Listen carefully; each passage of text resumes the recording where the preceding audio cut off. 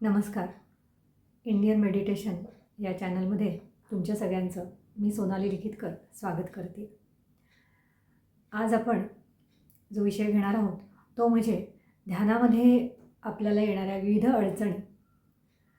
आणि यात सगळ्यात महत्त्वाचं म्हणजे आहे की ध्यान करताना पहिले 2-3 दिवस गेले की आपल्याला वेगवेगळ्या गोष्टींच्या अडचणींचा म्हणजे सामना करावा लागतो. त्यात एक महत्त्वाचं आहे म्हणजे आळस. माणसाला आळस येतो, ध्यान करूच नाही असं वाटायला लागतं. अगदी एवढं सगळं करून तो ध्यानाला बसला तर त्याला बाहेरचे काहीतरी आवाजच यायला लागतात जोरजोरात. मग त्याचं ध्यान तुटतं आणि तो म्हणतो बस झालं आता. कधी काय होतं की वेगवेगळी कारणं निर्माण होतात. कधी तुमच्या ध्यान करण्याच्या वेळेलाच कोणीतरी बाहेरून आपल्या घरी येतं किंवा कोणाचे आवाज चालू होतात, कोणी काही बोलायला लागतं किंवा कदाचित आपल्यालाच ते नकोसं वाटतं करायला. तशी विविध कारणं आहेत. तर कसं आहे की ध्यान ही एक पॉझिटिव्ह गोष्ट आहे. म्हणजे तुम्ही काहीतरी पॉझिटिव्ह शक्तीकडे तुमचा प्रवास होणार आहे. आणि ह्या बाकीचे जे सगळे अडथळे आहेत ते निगेटिव्ह गोष्टी आहेत. म्हणजे कसं असतं ना, जगामध्ये 2 पक्ष आहेत, एक पॉझिटिव्ह आहे, एक निगेटिव्ह आहे. आता आपण मध्यात असतो समजा, कारण म्हणूनच आपल्या डोक्यात ध्यानाचा विचार येतो ना. तर आपण हळूहळू निगेटिव्हिटीचा भाग पूर्ण सोडून आपण पॉझिटिव्हिटीकडे जायला लागतो. मग अशा वेळेला काय वाटतं, निगेटिव्ह फोर्सेस जे असतात त्यांना वाटतं की हा आपल्या पक्षातून दुसरीकडे चालला आहे, याला ओढून घ्या इकडे. मग ध्यान वगैरे यानं जर केलं तर हा मग हळूहळू चांगल्या मार्गाला जाईल आणि मग आपल्याकडचे लोक कमी होतील. जसं राजकारणात चालतं ना, इकडच्या पक्षातलं तिकडच्या पक्षात, तसा प्रकार इकडे पण आहे. आता मग हळूहळू काय होतं, हे जे निगेटिव्ह फोर्सेस असतात ते वेगवेगळ्या मार्गाने तुम्हाला त्रास द्यायला लागतात. म्हणजे कसं होणार, कधी तुम्हाला हा आळस येणार. मग असं काय होतं ना की एक 3-4 दिवस आपली ध्यानामध्ये जर गॅप पडली की मग आपण पुढं काही ध्यानाला ते कंटिन्यू करत नाही आणि निगेटिव्ह फोर्सेसचं काम साध्य होतं आणि तुम्ही ध्यान मार्गातून बाहेर पडता. त्यामुळे मी नेहमी सांगत असते की जेव्हा तुम्ही ध्यानाला सुरुवात करता तेव्हा किमान 21 दिवस तरी एकही दिवस न चुकता ध्यान करा. आणि 21 दिवस का? कारण की 21 दिवस एखादी गोष्ट केली की त्याची तुम्हाला सवय लागते आणि मग तुम्ही जनरली त्या गोष्टीतून बाहेर पडत नाही. आता काही जण त्याच्यातही असतात की 21 दिवस म्हणजे केल्यासारखं केलं आणि मग पुन्हा आपलं रोजच्या मार्गाला. तर तसं नाही व्हायला पाहिजे. हे जे ध्यान आहे हे तुमच्या स्वतःच्या पारमार्थिक प्रगतीसाठी आहे, आध्यात्मिक प्रगतीसाठी आहे.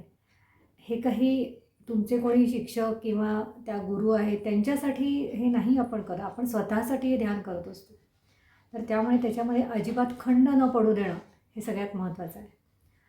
आता ध्यानामध्ये आपण बसल्यानंतर थोड्याच वेळात आपण काही मंत्र जप करत असू किंवा आपला श्वासावर लक्ष असेल किंवा काहीही आपण एक विशिष्ट प्रकाराने ध्यानाची एक सुरुवात करत असू, तर त्याच्यामध्ये महत्त्वाच्या बाधा येतात ते म्हणजे विचारांच्या. आता विचार हे विविध प्रकारचे असतात, काही चांगले असतात, काही वाईट असतात. पण माझं एक त्याच्यामध्ये ऑब्झर्वेशन आहे की 3-4 प्रकारचे विचार जनरली बऱ्याच माणसांच्या मनामध्ये येतात आणि त्याचं कारण आहे ते म्हणजे अहंकार आणि मोह. या 2 गोष्टी खूप जास्ती प्रमाणात त्याच्यामध्ये आहेत. तर अहंकार म्हणजे आपण असं म्हणतो की मी आता काही ध्यानात बसल्यानंतर बसला, मला अहंकार आला आहे. नाही, तसं नाही आहे. आता तुम्हाला ध्यानामध्ये आता एखादा असा विचार आला की एखादी घटना झाली असेल काही दिवसांपूर्वी नुकतीच. त्या घटनेचा तुमच्या डोक्यात विचार आला आणि ती घटना अशी असेल समजा की तुम्हाला न विचारता एखाद्या व्यक्तीने घरातल्या काही गोष्ट केली असेल आणि तुम्हाला त्याचा राग आला असेल. आता तुम्हाला राग काय येतो? कारण तुम्ही म्हणता मला विचारलं नाही म्हणून हे मला राग आला आहे. म्हणजेच तुम्ही मी कोणीतरी मोठी आहे, मला विचारलं पाहिजे, मला मान दिला पाहिजे, असं माणसाला वाटत असतं. या गोष्टीचा राग येणं म्हणजेच क्रोध येणं, आपण जे म्हणतो ना षड्रिपू आहेत, सगळे लोभ, मोह, अहंकार, मद, मत्सर हे सगळे जे आहेत, तर हे सगळे एक प्रकारे तुमच्या ध्यानामध्ये अडचणी आणण्याचंच काम करतं. अहंकार हे असा प्रकार करतो. मोह काय करणार आहे, तुम्हाला कुठल्याही गोष्टीत म्हणजे पैसे तुमचे जास्त जात असतील तर ते जाऊ नये म्हणून माणूस एक वाचवण्याचा प्रयत्न करतो, तोही मोहच आहे. किंवा आपल्या मुलांच्या विषयीचा मोह, त्याचं चांगलं व्हावं ही एक पण इच्छा असते, तो सुद्धा एक मोहच आहे. तर ह्या सगळ्या वेगवेगळ्या मार्गांनी तुम्हाला हा मोह पण त्रास देतो आणि अहंकार पण त्रास देतो. आणि बाकीचे शिवाय मग ते तर आहेतच जोडीला, ते तर काही कोणाची पाठ सोडत नाहीत, की मत्सर आहे. कुणाचं काही चांगलं झालं असेल तर बऱ्याच लोकांना असं वाटतं, की बाबा यांचं चांगलं कसं काय झालं, आमचं का नाही झालं. हे असे वेगवेगळे विचार मिळून तुमच्या ध्यानाचा बट्ट्याबोळ करतात. तर म्हणून ध्यान शिकणं किंवा ध्यान ही प्रोसेस शिकणं ह्या गोष्टीतलं काही फार कौतुक नाही आहे, की कसं ध्यान करायचं. ह्या बाकीच्या ज्या सगळ्या गोष्टींचे त्रास आहेत, हे कमी होण्यासाठी आपल्या मनाला कसं ट्रेनिंग द्यायचं, हे ध्यानाचं खरं गुपित आहे. आणि ट्रेनिंग म्हणजे उद्या तुम्ही अहंकार कमी करा, कमी करा, कमी करा असं म्हणून होत नाही. अहंकार कसा कमी होईल? तर मीपणा जो आहे, की मी एक सगळ्यांच्यापासून वेगळा आहे आणि माझा एक काहीतरी मीपणा, मोठेपणा आहे, असं जेव्हा वाटतं तेव्हा अहंकार निर्माण होतो. आणि जेव्हा तुम्हाला असं वाटेल, की सर्वजण आहेत, ते म्हणजे माझंच रूप आहे, मीच आहे त्यांच्यामध्ये, तेव्हा तुम्हाला अहंकार वेगळा वाटणं शक्यच नाही आहे. आता एक छोटं उदाहरण घेऊया. एखादा समजा स्टीलचा ग्लास आहे. त्या स्टीलचा ग्लास हा स्टीलनं बनलेला आहे. तर पहिल्यांदा स्टीलचा ग्लास बनण्याआधी एक असा स्टीलचा मेटलचा गोळा होता. तर त्यातला थोडा भाग काढला, त्याचा एखादा ग्लास बनवला, थोडा भाग काढला, त्याचं पातेलं बनवलं, थोडा भाग काढला, त्याचं ताट बनवलं. म्हणजे सगळ्यामध्ये एकच प्रकारचं स्टील आहे. पण जर समजा ताट जर ते छोट्या पेल्याला म्हणायला लागलं, की मी मोठा आहे, माझं काहीतरी एक काहीतरी वेगळं मला मान-सन्मान पाहिजे. तर हा म्हणजे वेडेपणा आहे की नाही? म्हणजे त्याच्यातला आकार कुठलाही असो, त्याच्यात स्टील म्हणजे अंतर्गत तुम्ही आतपर्यंत गेल्यानंतर ते स्टीलच आहे दोन्ही याच्यात. तसं तुम्ही मी म्हणा, माझा मुलगा म्हणा, माझ्या शेजारच्यांची मुलं म्हणा किंवा अजून कोणी रस्त्यावरचा माणूस, कोणीही जे आपल्या ओळखीचं असो किंवा न ओळखीचं असो, त्यांच्या आत असणारी एनर्जी, आत्मस्वरूपात असणारी एनर्जी ही सेमच आहे. हे वरनं फक्त जे कोटिंग आहे आपल्या, आपण म्हणतो शरीराचं कोटिंग, अन्नमय कोश असं ज्याला म्हणतात, बॉडी आहे, मन आहे आणि बुद्धी आहे.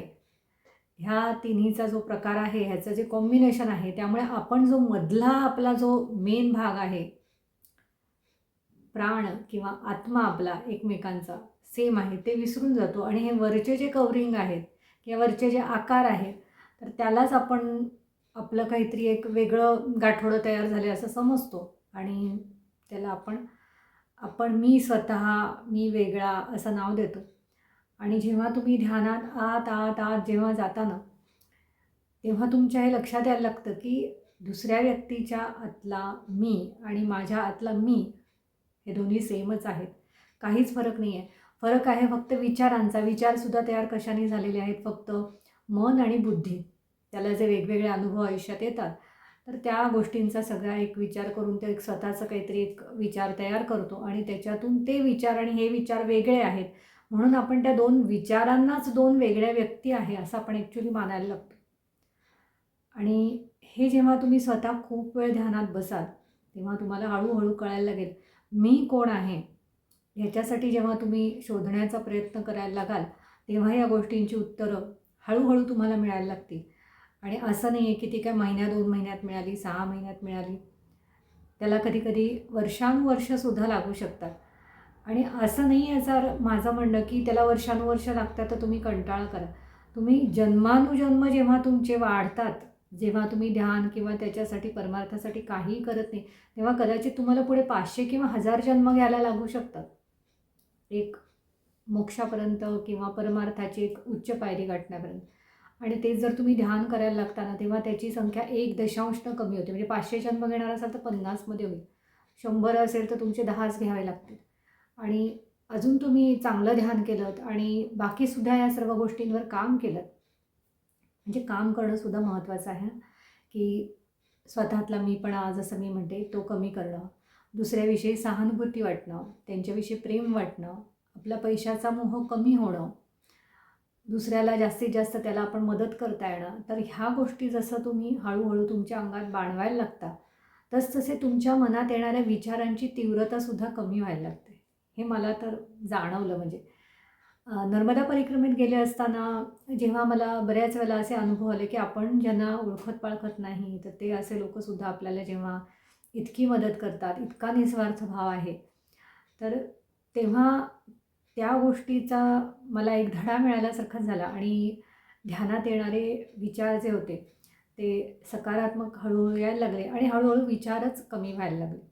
म्हणजे काय असतं, की वाईट विचार येऊ नयेत असं नाही. वाईट किंवा चांगला कोणताही विचार हा ध्यानात बाधकच आहे आणि त्यामुळे शेवटी पण विचारांचं कसं असतं ना, की वाईट विचारांचं प्रमाण जास्ती असतं चांगल्यापेक्षा.